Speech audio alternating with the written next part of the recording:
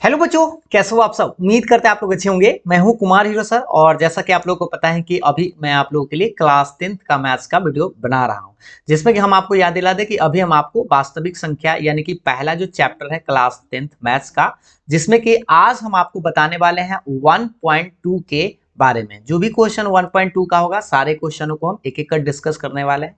इससे पहले आप लोग जानते ही हैं कि हम 1.2 का जो क्वेश्चन होगा उससे उस पर उदाहरण प्रश्न हम आपको बता दिए हैं कि कैसा कैसा प्रश्न जो है आपको इसमें मिलने वाला है और कैसे बनाएंगे। अगर उस वीडियो को देखे हैं, इससे पहले वाले वीडियो को अगर आप देखे हैं तो आसानी से इस एक्सरसाइज को खुद से बना भी सकते थे। अगर आप नहीं बनाए हैं तो कोई बात नहीं, चलिए आज हम आपको एक एक प्रश्न को पूरा डिटेल्स में समझेंगे। तो बस आपको करना क्या है, बस शुरू से लेकर अंत तक बने रहना। तो चलिए देखते हैं। सबसे पहले हम आपको बता दें, आप अपने बुक का निकाल लीजिए। बुक में आप जैसे निकालेंगे तो आपको 1.2 जो है आपको कुछ इस तरह से नजर आएगा। ठीक है, प्रश्नावली जो आप लोग का 1.2 लिखा हुआ होगा। जैसा कि आपको पता ही है क्लास 10वां मैथ्स का बुक है। ठीक है, एनसीईआरटी है। और देखिए सबसे पहले आपको प्रश्न जो देखेंगे, इसमें अगर आप प्रश्न देखेंगे तो 7 को प्रश्न टोटल आपको दिखाई देगा। पहला प्रश्न आप एक बार पढ़िए बढ़िया से, उसके बाद हम सारे प्रश्न को एक एक कर पूरा डिस्कस करेंगे बढ़िया से।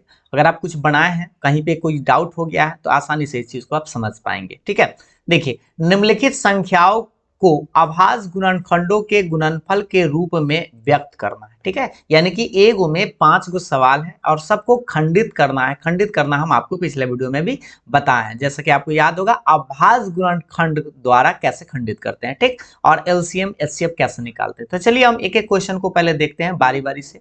आइए पहले प्रश्न पर हम आ जाते हैं। ये आपका 1.2 का पहला प्रश्न ही है। पहला प्रश्न आप देखिए कि निम्नलिखित संख्याओं को अभाज्य गुणनखंडों के गुणनफल के रूप में व्यक्त करना है। 5 को सवाल है, बारी बारी से सारे सवाल को समझते हैं। देखिए पहला सवाल आप लोग को यहाँ पे दिखाई दे रहा होगा 140 है। तो 140 को सबसे पहले करना क्या है, खंडित करना है। खंडित मतलब पहले आपको अभाज्य संख्या से लगाना है, यानी 2 से 3 से ऐसे करके याद रखिएगा। पहले आप 2 से 3 से 5 से 7 से 9 लगे तो 11 से 9 से नहीं लगाना है, क्योंकि 9 अभाज्य संख्या नहीं है। हम आपको बताए थे अभाज्य संख्या 2 से स्टार्ट होता है। 2 3 5 7 11 हो गया, 13 हो गया, 17 हो गया, 19 हो गया, इस तरह से आगे बढ़ते जाए। ठीक है, तो आपको अभाज्य संख्या से ही फैक्टराइज इसको करना है। तो चलिए सबसे पहले 140 है तो 140 को अपना 2 बार से तो लग जाएगा। 2 बार से लगाएंगे तो इसका आधा 70 होगा। ये तो आप समझते हैं, 70 दूना 140। फिर अब ये 2 से लगेगा यानी कि इसका फिर 35 हो जाएगा। फिर अब जो है ना, अभी 2 से नहीं लगेगा, तो 2 से जब ना लगे तो 3 से सोचिए। 3 में तो 35 आता नहीं है, तो आप 3 ना 5 से लगाइए तो 5 में तो आता है। 5 को कितना बार पढ़ेंगे, 7 बार पढ़ेंगे, है ना।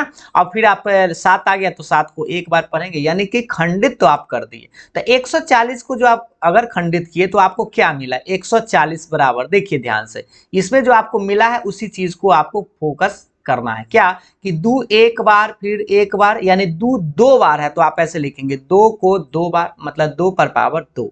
गुना में आप फिर लिखिएगा 5 एक बार है तो 5 1, या 5 सीधा सीधा भी लिख सकते हैं। 7 एक बार है तो 7 के पावर 1 या 7 1 ऐसे ही लिख सकते हैं। ये आपका खंडित आंसर हो गया।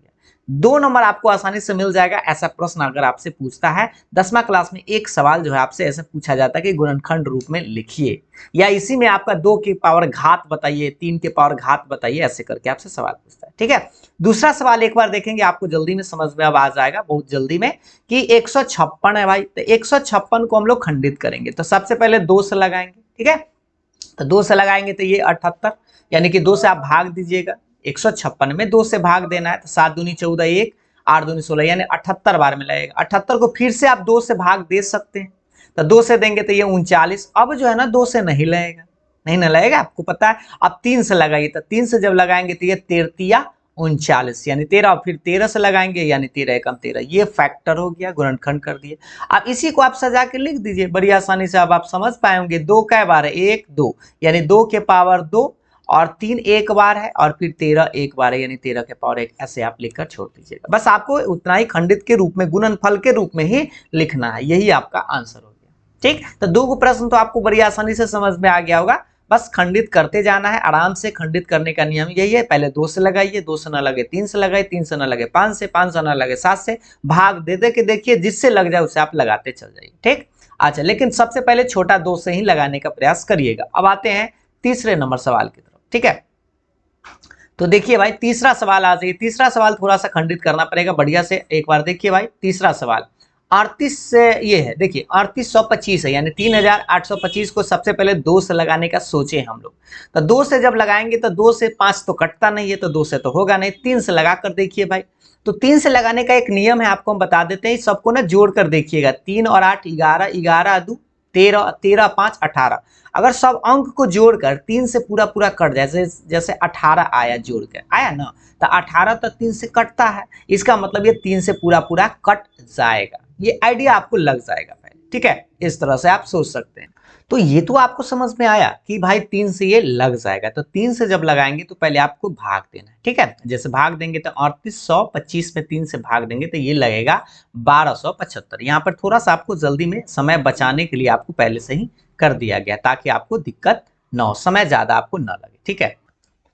हाँ, तो ये तो आपको समझ में आ गई भाई, 3 से भाग दिए तो 1275 बार में लगा। फिर अगर हम इसमें 3 से लगाएंगे तो फिर 3 से लगाइए, तो 3 से भी लग जाएगा, तो इसको आप भाग दीजिएगा तो 425 बार में। भाग दे दे के ही आप सीखिएगा, ये समय बचाने के लिए आपको ऐसे बताया जा रहा है।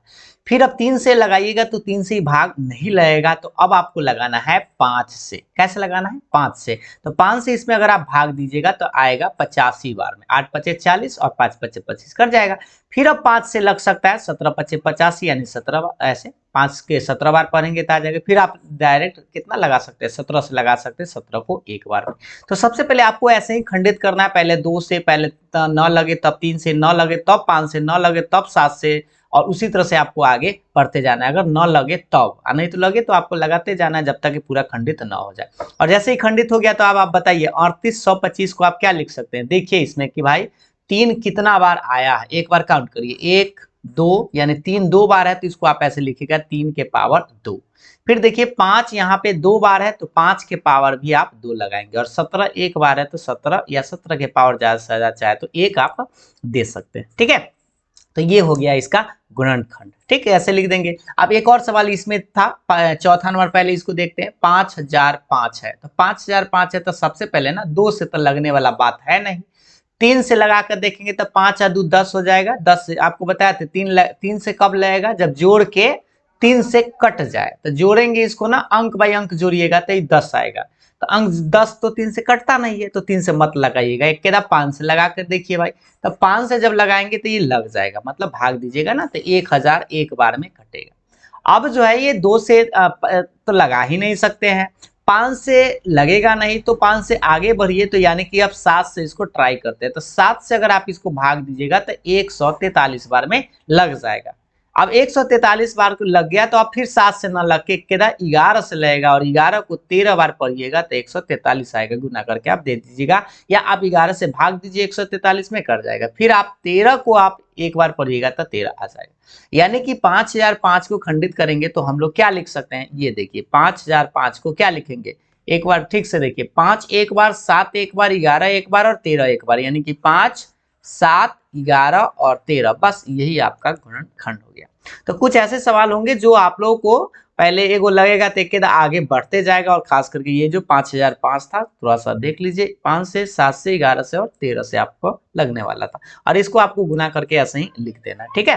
तो ये आप लोग का 4 गो सवाल हो गया है। 5वां सवाल देखिए, ये आपके पास 5वां नंबर सवाल है। सवाल 5वां नंबर देख लीजिए क्या है, 7429, ये आपके पास अंक था। तो सबसे पहले आप याद रखिए, ये जो अंक है 2 से लगने वाला नहीं है, 3 से भी नहीं लगेगा, 5 से भी नहीं, 5 से तो कभी 9 आता नहीं है, 7 से इसमें नहीं लगा, और एक लगा तो कैसे? 17 से, यानी कि आपको ट्राई करना है। तो पहले देख लीजिए, यहाँ पर हम आपको इसीलिए यहाँ पे ट्राई करके भी बता दिए कि 17 से अगर हम इसको भाग दिए ना, तो 437 बार में ही लग गया। इस भाग को आप देख सकते हैं। तो 17 से लगाएं तो कितना बार में लगा भाई? तो 437 बार में लग जाएगा। एक बार 17 से आप भाग दे के जरूर देखिएगा, यहाँ पे हम भाग देकर भी आपको बता दिए हैं। फिर आप 19 से लगाइएगा, आप 17 से नहीं लगेगा, फिर से अब 19 से लगेगा, तो 19 को कितना बार में लगाएंगे?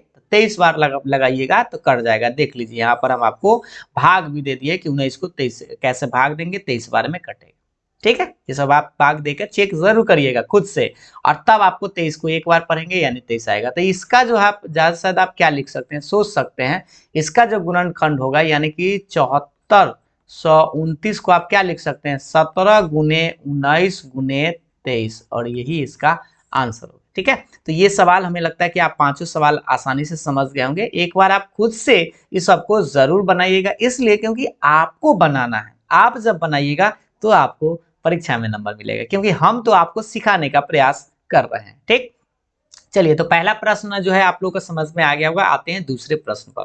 दूसरा जो आप लोग के सामने में ये सवाल देख लीजिए, पूर्णांक के निम्नलिखित युग्म का HCF LCM ज्ञात करना, यानी जो दिया हुआ है इसका आपको LCM और HCF दोनों निकालना है। और देखिए इसकी जांच कीजिए कि दो संख्याओं का गुणनफल जो है वह HCF गुना LCM के बराबर होता है। आपको जांच भी करना है, तो सबसे पहले तो आपको करना क्या है, खंडित करने आना चाहिए। खंडित तो आपको आता ही है, और उसके बाद HCF और LCM निकालिए। तो चलिए पहले प्रश्न पर आते हैं। तो पहला प्रश्न आप लोगों के सामने में ये रहा, स्क्रीन पर दिखाई दे रहा होगा भाई। पहला प्रश्न है 26 और 91 को पहले खंडित करिए। तो खंडित तो आप जल्दी में कर सकते हैं, समय बचाने के लिए आपको ऐसा किया गया है।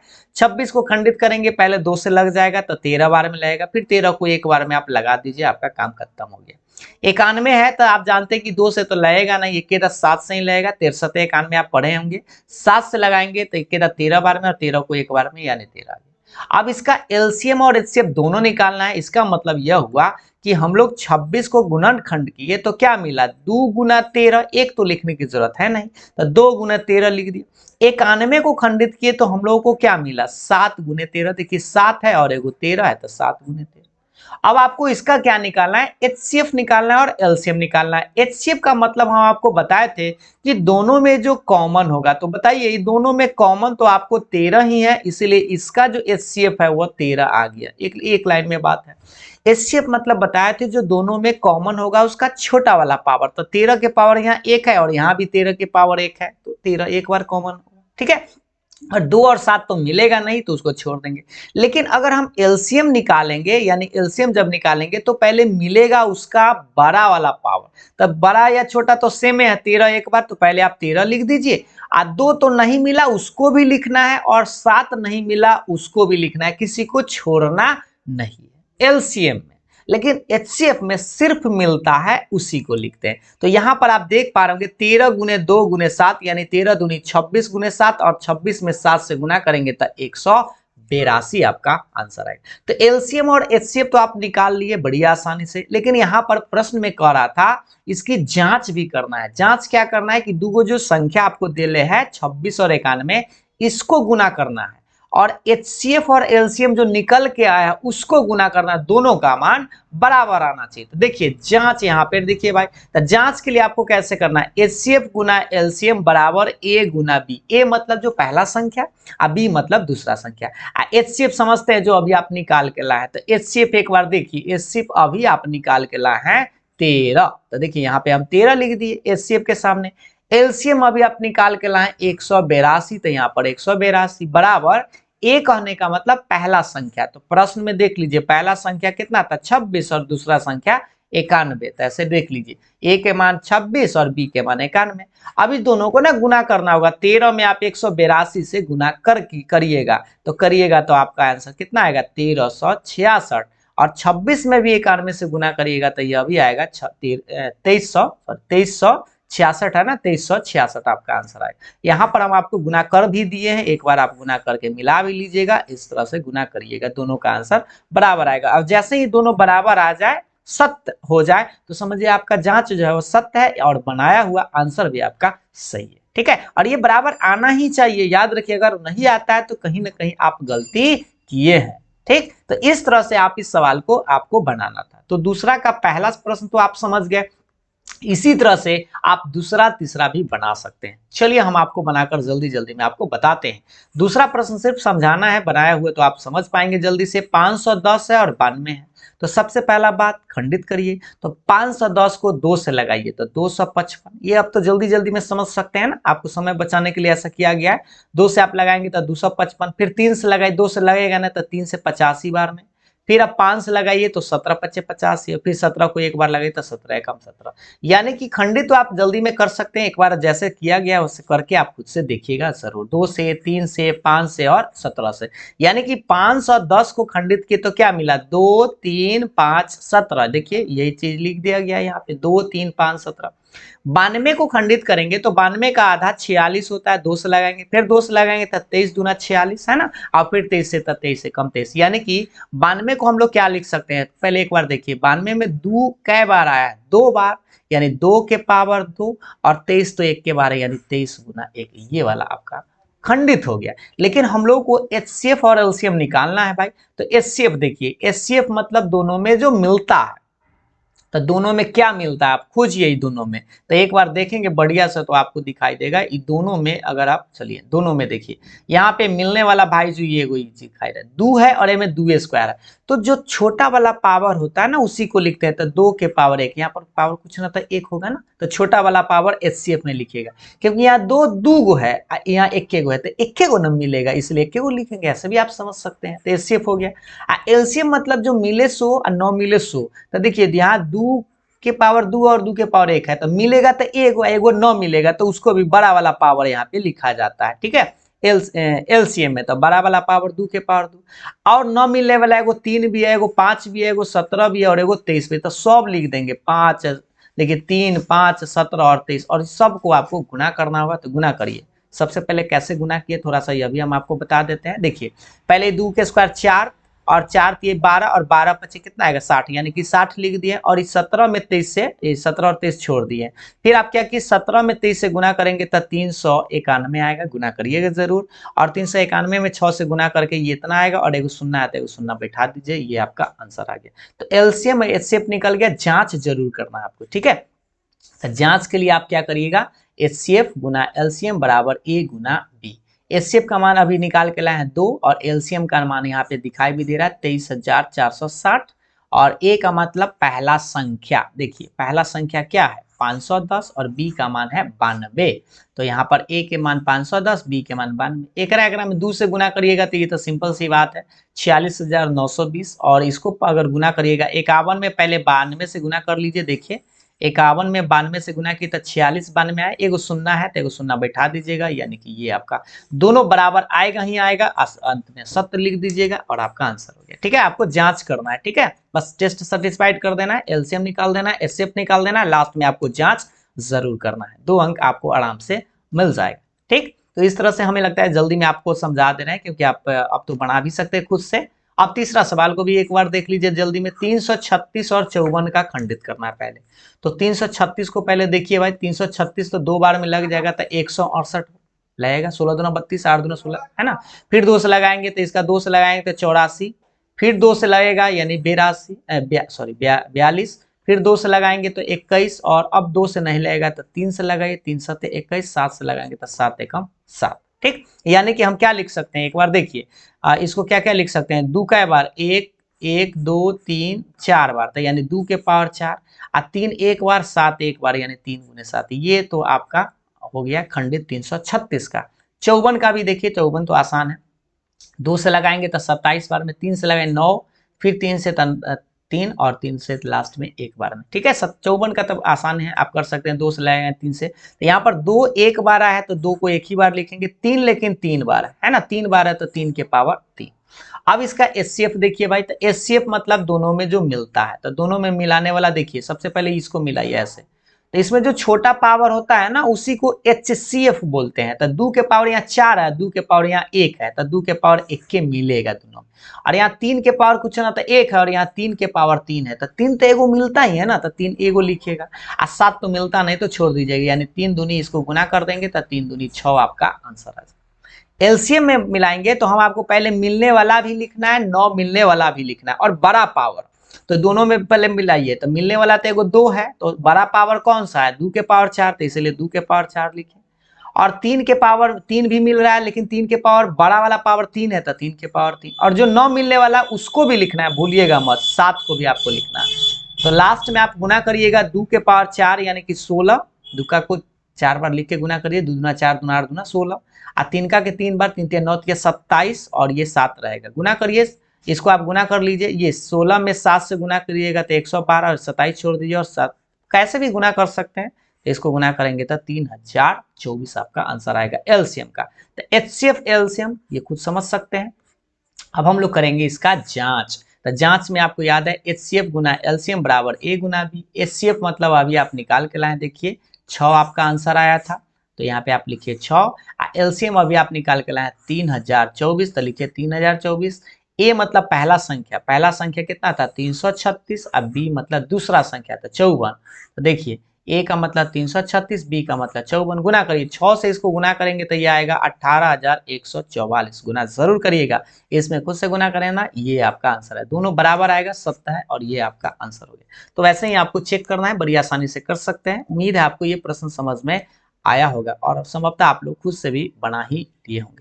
ठीक है, तो दूसरा प्रश्न आप लोगों का कंप्लीट हुआ। अब आते हैं तीसरे नंबर प्रश्न की तरफ। ठीक, तीसरा प्रश्न क्या है कि तीसरा प्रश्न अपने बुक से एक बार जरूर देख लीजिए। तीसरा प्रश्न में आपको कह क्या रहा है, पढ़िए। आभास गुणनखंड विधि द्वारा निम्नलिखित पूर्णांकों के HCF और LCM ज्ञात करना है। इसमें भी आपको वही है, लेकिन आपको बता दें यहाँ जो प्रश्न है ना, इसमें 3 गो है। कै गो है, 3 गो अंक है। तो कुछ नहीं करना है, वैसे ही तीनों को पहले खंडित करना है। तो पहले 12 को, 15 को और फिर किसको, 21 को आपको खंडित करना है। ठीक ना, तो तीनों को खंडित करिए। पहले 12 को आराम से आप कर ही सकते हैं, अब हमको लगता है ज्यादा समझाने की जरूरत तो है नहीं। दूसरा में 2 से तो 6 बार में, फिर 2 से तो 3 बार में, फिर 3 से तो 1 बार में। ये तो बड़ी आसान है। 15 को तो 3 से 1 लगाएंगे क्योंकि 2 से लगेगा नहीं, 3 5 15, फिर 5 से तो 5 एकम 5। 21 है तो 21 को 3 बार में लगाएंगे तो 3 7 21, फिर 7 एकम 7। तो खंडित तो अब आपको समझ में आ रहा होगा। अब करना क्या है भाई, देखिए 12 को हम क्या लिखे, 12 जो था, ये जो 12 है, 12 में क्या क्या आया, 2 2 3, यानी कि हम लिखे 2 के पावर 2 और 3 के पावर कुछ ना था 1। एक बार है तो एक ही बार ना। फिर 15, अब देखिए भाई 15 को देख लीजिए, 15 में एगो 3 है, एगो 5 है, तो 3 गुने 5। 21 में देखिए 3 और 7 है, तो 3 और 7। ठीक, अब हमको निकालना क्या है, हमको तो निकालना है HCF, और HCF मतलब तीनों में इस बार मिलना चाहिए, तीनों में जो छोटा वाला पावर होगा उसी। तो तीनों में देखिए, सबसे पहले ये देखिए, ये आपको आप थोड़ा मार्कर चेंज, देखिए ये देखिए, इस 2 के पावर स्क्वायर है और इसमें 2 है ही नहीं, तो समझिए ये तो मिलेगा ही नहीं। 3 देखिए, यहाँ 3 है, यहाँ 3 है, यहाँ 3 है, तो 3 एक बार तो मिल रहा है, तो HCF इसका 3 हो जाएगा, क्योंकि 5 और 7 तो तीनों में है, तीनों में रहना चाहिए। ठीक है, 2 गो मेरा, एगो में ना रहा तो नहीं लिखना है, तीनों में रहेगा, उसको छोटा वाला पावर लिखना है। एलसीएम का मतलब तीनों में पहले मिलाइए और बड़ा वाला पावर। तो देखिए इसमें मिलने वाला तो एगो 3 था, तो 3 को एक बार आप लिख लीजिए, क्योंकि एक ही बार है, ये पावर 2 तो है नहीं कि 2 बार लिखेगा। और उसके बाद जो 9 मिला है उसको भी लिखना है, तो 2 बार था, नहीं मिला तो यो लिखेंगे। 5 एक बार है, 7 एक बार है, तो 5 और 7 को भी लिखेंगे। 9 मिलने वाला को भी लिखना है एलसीएम में, और एचसीएफ में सिर्फ मिलने वाला। ठीक, अब देखिए 3, देखिए ये 2 के स्क्वायर 4, ठीक है 4 हो गया, और 4 पचे कितना होगा 20, और इस 7 तिया 21, कैसे भी गुना कर सकते हैं कोई में कोई से पहले, और 21 दूनी 42, यानी 420 आपका आंसर आएगा। ठीक, आराम से, बस इसमें आपको जांच यूज करना नहीं था, खाली आपको एचसीएफ और एलसीएम निकाल देना था। दूसरा सवाल आप लोगों के सामने वैसा ही है, जल्दी जल्दी में आप लोग समझेंगे। अब उम्मीद है आप समझ पाएंगे। 17 को देखिए भाई, 17 गुना 1, इस तो बड़ा सस्ता है। 23 को, तो 23 को एक ही बार में लगेगा। 29 है तो 29 को एक ही बार में लगेगा, इससे सस्ता तो कुछ नहीं था।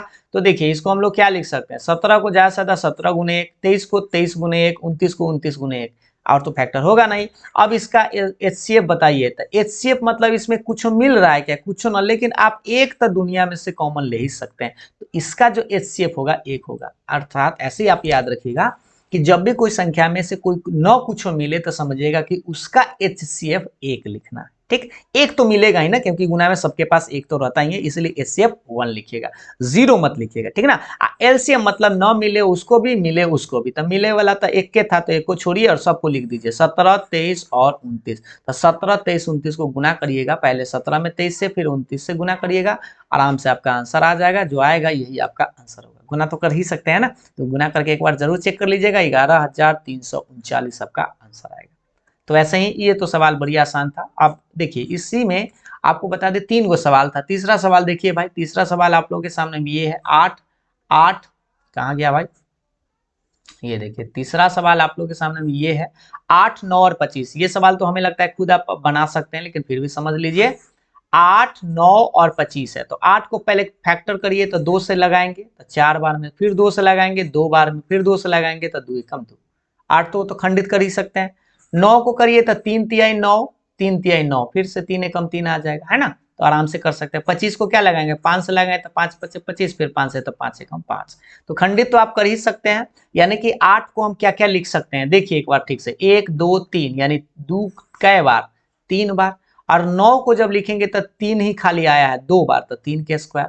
25 में क्या आया है 5 2 बार, देखिए 1 2 यानी 5 के पावर 2।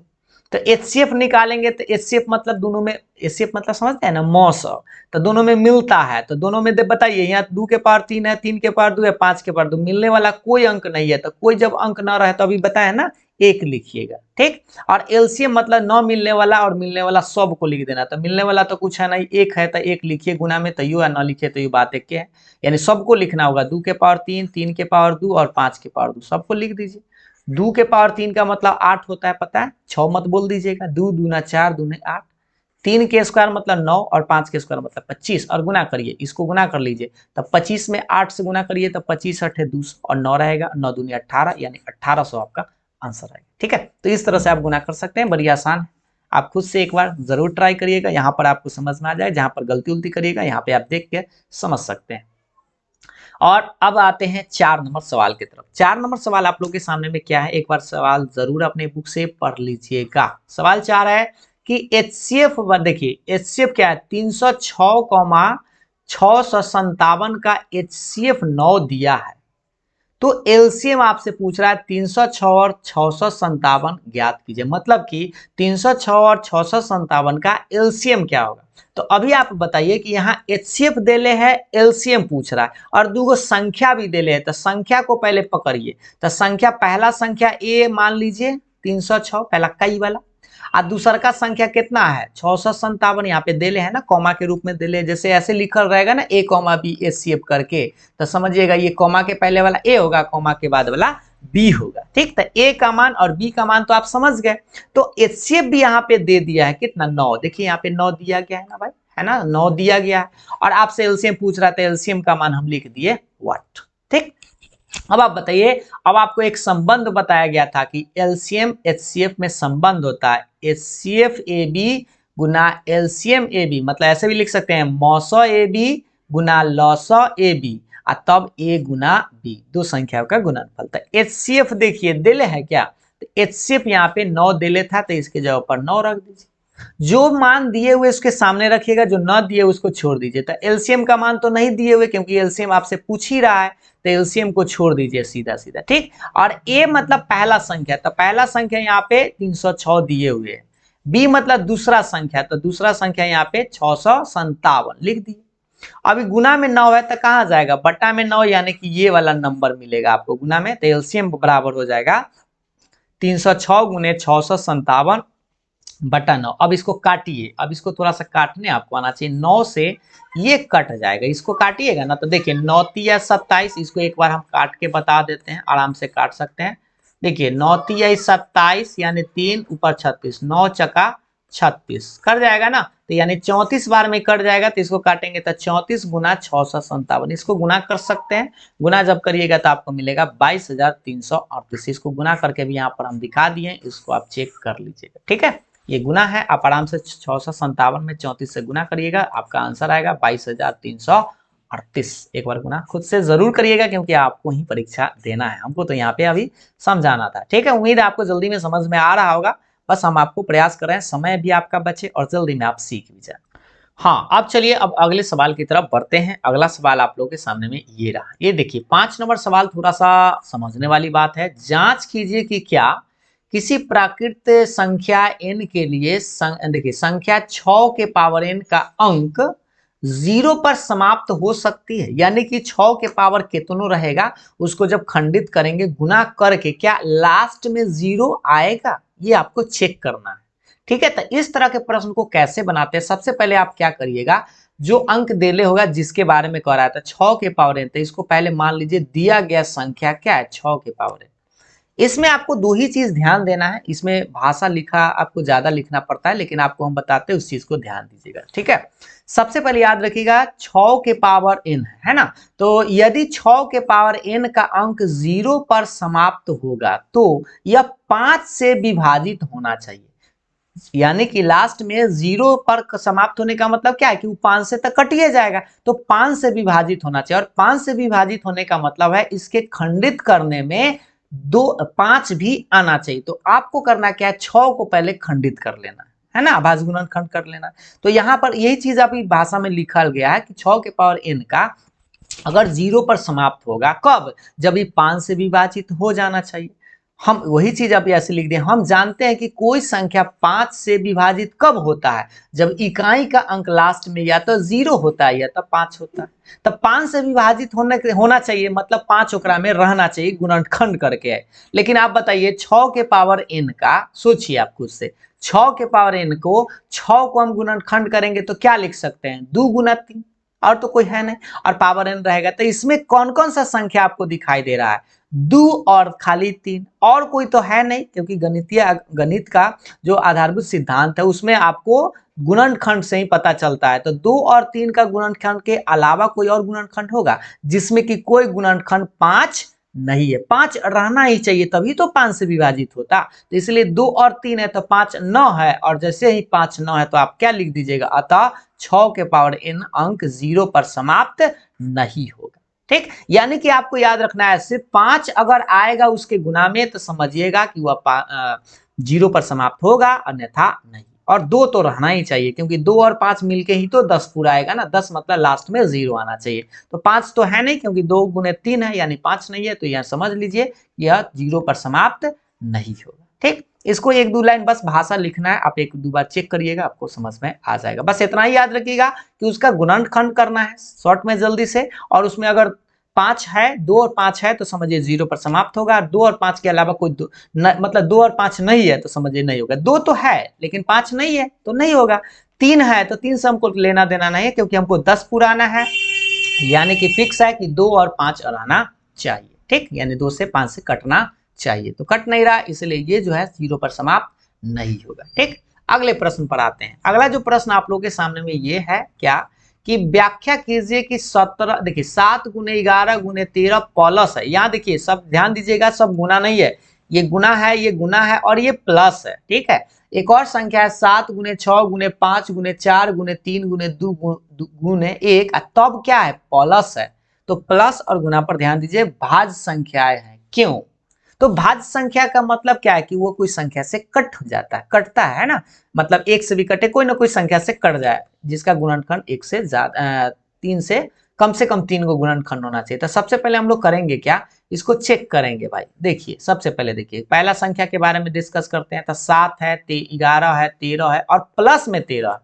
तो एक नियम सब लोगों को पता होगा ऐसे बात कि आप देखिए दोनों संख्या में अगर आप गौर से देखेंगे ना, तो आपको ये 13 13 मिल रहा है ना, प्लस के पहले और प्लस के बाद। या आप चाहे तो इसको गुना कर सकते हैं, गुना करिएगा तो बड़का हो जाएगा, गुना मत करिए। दोनों में से 13 को आप कॉमन ले लीजिए। तो 13 यहाँ से और यहाँ भी है, तो 13 जब कॉमन लीजिएगा, यहाँ वाला देखिए 13 और 13 कॉमन लीजिएगा, तो इसमें क्या बचेगा, 7 गुने 11, क्योंकि 13 तो हट गया। अब प्लस के बाद यहाँ से 13 जब आप कॉमन लिए तो कुछ न तो 1 बचाइएगा, प्लस के बाद 1 लिख दिए। अब आप बताइए 11 7 77 और प्लस में 1 रहेगा, 77 1 कितना होगा, 78। और 78 है, इसका मतलब कि इसको 78 को आप खंडित भी कर ही सकते हैं। 2 से लगाए 39 दूना 78, 3 से 33 39, इस समझते हैं ना, ऐसे आप गुना कर सकते हैं। 9 दूना 18, 3 6 1 7 आराम से। तो अब देखिए 78 को हम क्या क्या लिख सकते हैं, 2 गुने 3 गुने 13, यानी बताइए इसमें गुणनखंड देखिए क्या गो है, गौर से देखिए बहुत सारा संख्या से कट जाएगा, यानी कि यह भाज्य संख्या है। इसको आप ऐसे भी लिख सकते हैं 13 के स्क्वायर, यानी 13 2 बार है, 3 1 बार है, 2 भी है, 2 से भी कट जाएगा, 3 से भी कट जाएगा, 13 से भी कट जाएगा, 169 से भी कट जाएगा। तो इस तरह से ये संख्या कटने वाला है, यानी कि ये संख्या भाज्य है, अतः हम लास्ट में लिख देंगे, अतः यह भाज्य संख्या है। ठीक है, बस कटने वाला है तो भाज्य संख्या है, न कटने वाला हो तो भाज्य संख्या नहीं होता।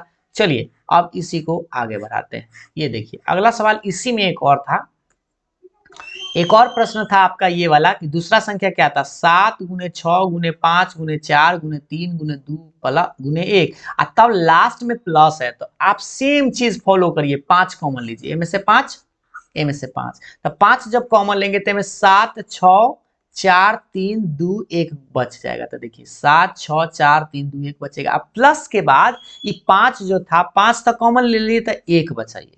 ठीक है।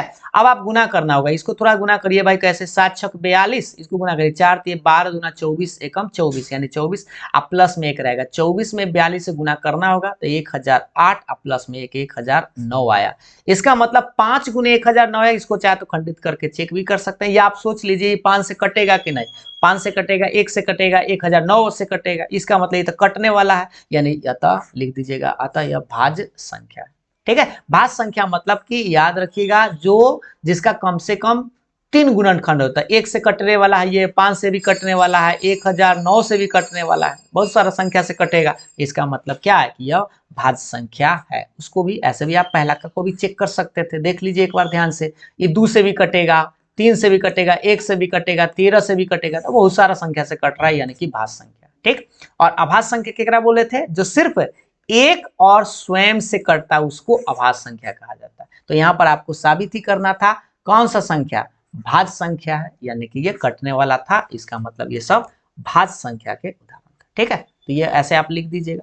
लास्टली आपका प्रश्न क्या है भाई, देख लीजिए, एक ये आपका लास्ट प्रश्न है, थोड़ा सा इसको पढ़िएगा ठीक से क्योंकि थोड़ा सा लंबा है, लेकिन आप जल्दी में समझ पाएंगे। लास्ट सवाल देखिए, किसी खेल के मैदान के चारों ओर एक वृत्ताकार पथ है। जैसे आप खेल कूद गांव घर में करते हैं, ये जैसे मान लीजिए कि ये खेलने वाला चीज है, गोल है ना, इसके चारों ओर जो है ना ऐसे वृत्ताकार पथ है, रास्ता है, गोल घर, जैसे खेल का मैदान जो होता है ना, ये गोला है। और इस मैदान का एक चक्कर लगाने में सोनिया को 18 मिनट लगते हैं। सोनिया नाम की लड़की है जो एक चक्कर इसको ग्राउंड को लगाता है, तो कै मिनट इसको लगता है, 18 मिनट। जबकि इसी मैदान को एक चक्कर लगाने में रवि को 12 मिनट लगते हैं। मतलब रवि जो है ना तनी स्पीड दौड़ता है ना, और सोनिया तनी कम स्पीड दौड़ता है, तो उसको ज्यादा समय लगता है। कह रहा है कि मान लीजिए वे दोनों एक ही स्थान और एक ही समय पर चलना प्रारंभ किया। मतलब मान लीजिए यहाँ से चलना प्रारंभ किया, यहाँ से ये वाला भाईजू से, तो एक चक्कर ही जैसे यहाँ से यहाँ घूम के आया तो इसको 12 मिनट लगा। लेकिन ये एजने से चलना शुरू किया और ये जो एक चक्कर लगाया ना तो इसको 18 मिनट लगा। ठीक, तो अब पूछ क्या रहा है, प्रारंभिक करके एक ही दिशा में चलते हैं तो कितने समय बाद वे पुनः प्रारंभिक स्थान पर मिलेंगे। मतलब कै चक्कर लगाएगा, मतलब चक्कर तो सब लगाते रहेगा, कहां पर कितना मिनट के बाद दोनों जो है ना एक स्थिति पर दिखाई देगा। तो सीधा सीधा याद रखिए, ई वाला ऐसे भी आप सीधा सोच सकते हैं, ये एक चक्कर लगाएगा तब 12 मिनट, 2 चक्कर लगाएगा, रवि स्पीड दौड़ता है ना, तो 2 चक्कर लगाएगा तो 24 मिनट हो जाएगा, 3 चक्कर लगाएगा तो 36 मिनट आएगा। ये जब 18 जो एकरा एक चक्कर में 18 मिनट लगता है, तो एक चक्कर में 18, 2 चक्कर में 36, यानी कि दोनों का सेम पॉइंट कहां होगा, तो 36 मिनट पर। सिंपल सी बात था। अब इसी को आप कैसे जानेंगे, कैसे निकालना है, तो बस याद रखिएगा इस तरह के प्रश्न जो है आपको एलसीएम निकाल देना है, दोनों का एलसीएम, मतलब इस तरह से आपको लॉसन निकाल देना है 12 और 18 का। तो 12 और 18 का लॉसन निकाल दीजिए, तो 12 को खंडित करिए 2 से तो 6 बार में, फिर 2 से 3 बार में, फिर 3 से तो 3 एकम 3, खंडित तो करने आता है। 18 को कीजिए तो 2 से तो 2 9 18, फिर 3 से तो 3 3 9, और फिर 3 से तो 3 एकम 3। तो 12 और 18 को खंडित कर दीजिए और एलसीएम निकाल दीजिए, बस सिंपल सी बात है। तो 12 को क्या लिख सकते हैं, पहले देख लीजिए, 1 2 3, यानी कि पहले 2 बार है और 3 एक बार है, सिंपल सी बात है। 18 को देखिए 2 एक बार, 3 2 बार है, 2 एक बार और 3 2 बार है। तो बताइए एलसीएम के लिए आप क्या जानते हैं, आपको बताए थे, मिले सो भी न मिले वो भी। तो मिलाइए पहले, 2 यहाँ 2 गो है, 2 यहाँ 1 है, मिलने वाला तो 1 है, तो 1 तो बच जाएगा। तो बड़ा पावर आपको बताया थे एलसीएम में, तो बड़ा पावर 2 के पावर 2 है ना। 3 भी मिल रहा है, लेकिन बड़ा पावर कौन सा है, तो 3 के पावर 2, यानी बड़ा वाला लिखना है। और ना समझ में आता ऐसे लिख सकते हैं, ऐसे भी सोच सकते हैं, ऐसे ये पहला था, इसको 2 के स्क्वायर मतलब 2 बार, और उसके बाद 2 था, और उसके बाद 3 2 बार था। मिलाइए तो मिलने वाला क्या है, एगो ही मिल रहा है, एगो ही मिल रहा है, तो पहले 2 गुने 3 लिखेंगे, 9 मिलने वाला एगो ही 2 है और एगो ही 3 है, यानी 2 गुने फिर 3 लिखेंगे, गुना कर लीजिए, 3 दूनी 6 दूना 12 36। ऐसे भी आप लिख सकते हैं, बड़ा वाला भी देखिए, 2 के पावर 2, 3 के पावर 2, गुना करिए, 2 के स्क्वायर 4, 3 के स्क्वायर 9, 9 चक 36, ये आपका आंसर आ गया। मतलब यह कि अतः सोनिया जो है, सोनिया और रवि जो है 36 मिनट बाद प्रारंभिक बिंदु पर मिलेंगे। बस आपको एलसीएम निकाल देना था। तो उम्मीद है आपको ये सारा प्रश्न समझ में आया होगा। अगर कोई प्रश्न में आपको अगर कोई दिक्कत है तो आप हमें कमेंट करके ज़रूर बताइएगा, हम आपको पुनः फिर से बताने का प्रयास ज़रूर करेंगे, या कमेंट के में आपको रिप्लाई भी ज़रूर देंगे। ठीक है, तो ये एक्सरसाइज आप लोगों का फिनिश हो गया है। अब जो है आपको नेक्स्ट एक्सरसाइज के बारे में बताएंगे।